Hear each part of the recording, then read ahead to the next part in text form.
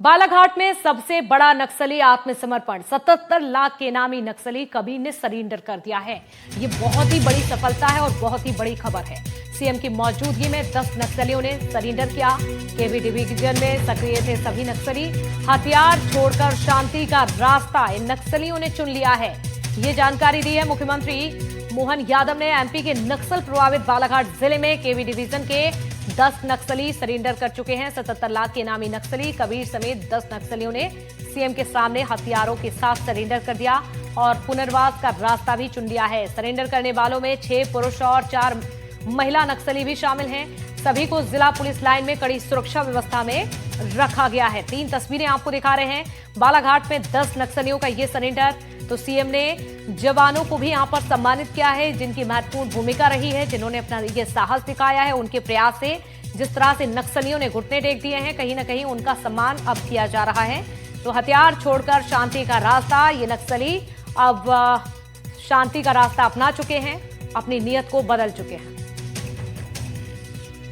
25 से ज़्यादा कैंप्स खोले हैं, जो कि अनप्रेसिडेंटेड रहा है और इसमें गांव वालों में भी विश्वास जागता है। और दूसरी चीज़ है कि सोशल सपोर्ट इनका टूटा है। गांव वालों ने स्पष्ट रूप से ये इनको मैसेज दिया है कि हम लोग आपका समर्थन नहीं करेंगे। अगर आप देश विरोधी आतंकवादी गतिविधियों में लगे रहेंगे तो हम लोग आपका समर्थन नहीं करेंगे। तो मुझे लगता है ये एक बहुत बड़ा फैक्टर रहा है कि इनके शीर्ष नेतृत्व के जब खुद सरेंडर कर गए तो इनको ये लगा कि भाई हम जिस विचारधारा के लिए लड़ रहे थे, उनके शीर्ष नेतृत्व जो हमें ये सब चीज़ें बताते थे, जब उन्होंने खुद ही सरेंडर कर दिया है तो इसकी विचारधारा खोखली तो है ही, परंतु अब जब गांव का सपोर्ट नहीं मिलने लगा तो मुझे लगता है कि इनको समझ में आया कि अब इनका यहाँ पर टिकना बहुत मुश्किल है। तो देखिए, नक्सली सरेंडर कर चुके हैं। इस दौरान मुख्यमंत्री ने कहा कि बालाघाट जिले में पुलिस ने बेहतर काम किया।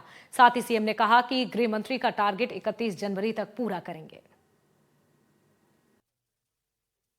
सलाम को आखिरी सलाम का लगातार चलता बढ़ता अभियान और मुख्य धारा के साथ जुड़ने के लिए पुनर्वास नीति के अंतर्गत यद्यपि हमारे सशस्त्र जवानों ने हमारे सारे प्रयास, हम किसी के साथ कभी भी कोई अन्याय नहीं करना चाहते, लेकिन अगर किसी कारण से हमारे लॉ एंड ऑर्डर में कहीं परेशानी आ रही, कठिनाई आ रही, तो ये बात किसी भी सरकार को बर्दाश्त करना कठिन जाता है। मैं मान के चलता हूं यशस्वी प्रधानमंत्री और गृह मंत्री ने जो मार्च 2026 और अब तो जनवरी 2026 तक की टाइम लिमिट दी है, हमारी पुलिस ने वो काम करके दिखाया जिसमें वाकई वो अभिनंदन की हकदार है। जोरदार अभिनंदन हमारे तीनों तरह के पुलिस फोर्स के लिए।